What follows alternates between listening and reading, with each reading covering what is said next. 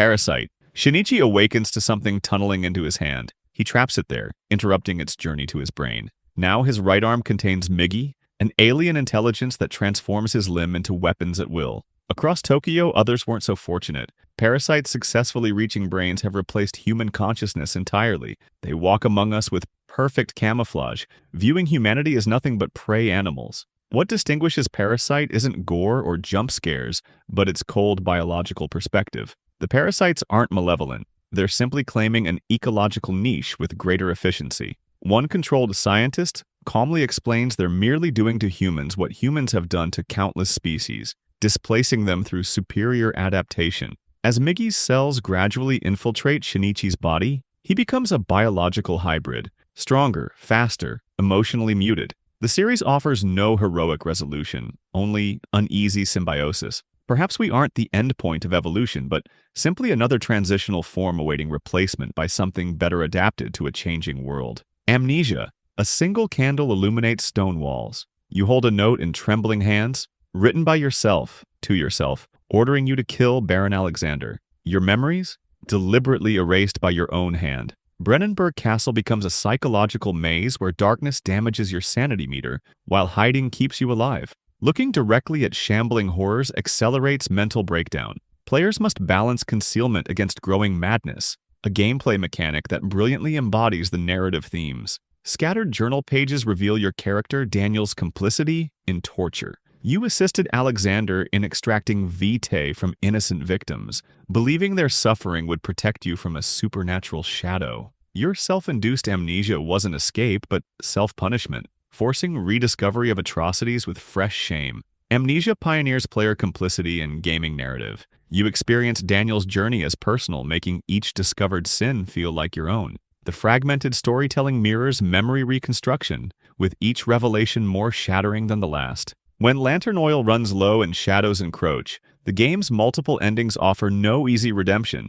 Some transgressions remain unforgivable even when forgotten. The Terror, HMS Erebus and HMS Terror, British naval vessels seeking the Northwest Passage, become locked in endless Arctic ice. 1845 becomes 1846 becomes 1847. No thaw comes. Based on the real Franklin expedition, this series reimagines their fate through environmental extremity. Captain Francis Crozier watches Royal Navy discipline collapse against implacable nature. Scurvy distorts personalities. Lead poisoning from improperly soldered food cans induces hallucinations. The endless white creates paradoxical claustrophobia. 24-hour darkness dissolves time perception. Through documentary-like precision, the Terror systematically dismantles 19th century certainties. Naval hierarchy, technological superiority, British imperial confidence, all prove meaningless against cold that freezes mercury thermometers solid. When respected officers suggest cannibalism with perfect Victorian politeness,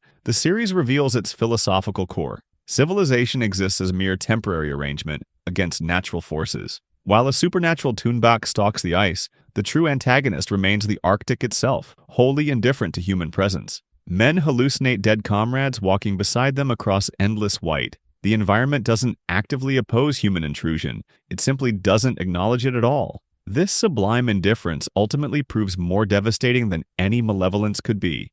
Paprika, dreams and reality are exactly the same. This line crystallizes Paprika's philosophical foundation. When experimental devices allowing therapists to enter patient dreams are stolen, the boundary between unconscious and waking life collapses completely. Director Satoshi Kon employs visual fragmentation to communicate consciousness dissolution. A recurring parade sequence shows appliances marching alongside religious icons while absorbing bystanders into surreal procession. Dream logic made manifest. Characters literally jump through movie screens, merge with fiction, split into multiple selves. Paprika turns individual psychology inside out. Dr. Atsuko Chiba enters dreams as her vivacious alter ego Paprika, only to discover her dream avatar may possess independent existence. When Paprika eventually merges with both Chiba and the film's antagonist, creating something beyond individual identity, the film suggests consciousness itself may be artificially constrained. Kon presents consciousness dissolution not as loss but transformation.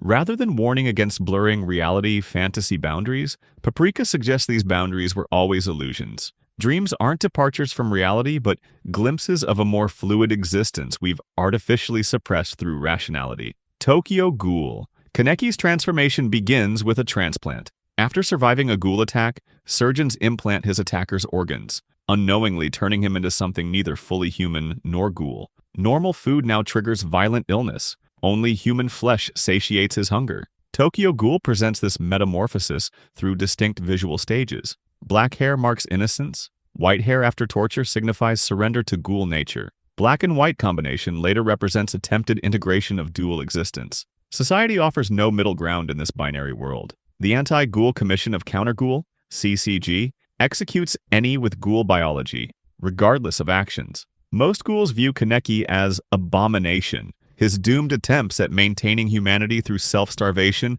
only intensify his eventual breakdown. The series explores identity as physical rather than philosophical question. Kaneki never chose transformation but cannot escape biological reality. When he eventually states, "I'm not human anymore," it comes as resignation, not revelation. His struggle suggests identity might be more physical than philosophical, consciousness shaped by biology rather than choice. Until dawn, the Wendigos hunt by movement, breathe too heavily and die. This central mechanic shapes every moment of Until Dawn, a game that transforms 8 Friends Mountain Reunion into bloody survival horror. Blackwood Mountain's predators, once human monsters cursed through cannibalism, move with impossible speed while perfectly mimicking victims' voices. One hears friends calling for help, only to find inhuman faces with too wide smiles when they investigate. Until Dawn innovates through its butterfly effect system.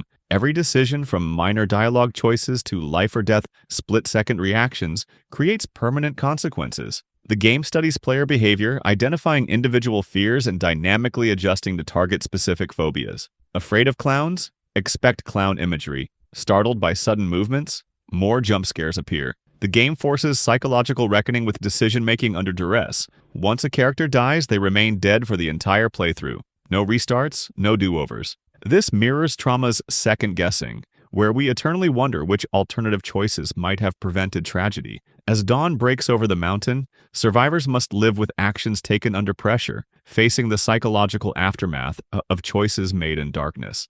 Monster? Nothing matters. Monster explores this simple concept to its existential endpoint through Johann Liebert, a sociopath whose victims include doctors who would have lived had neurosurgeon Kenzo Tenma not saved Johann as a child. Set in post-reunification Germany without supernatural elements, the series spans 74 episodes. Johann never personally kills. He simply speaks to people, identifying psychological weaknesses and suggesting self-destruction. His perfect appearance, intelligence, and charisma make his emptiness all the more striking. Evil without obvious pathology, just absolute absence where human connection should exist. The series methodically explores competing explanations for Johann's nature. Was he born this way? Created through East German psychological experiments? Shaped by witnessing atrocities? Monster provides evidence for multiple interpretations while withholding definitive answers. Johann seeks not power, wealth, or even revenge, but absolute emptiness, to be the last person alive in a world he believes deserves extinction.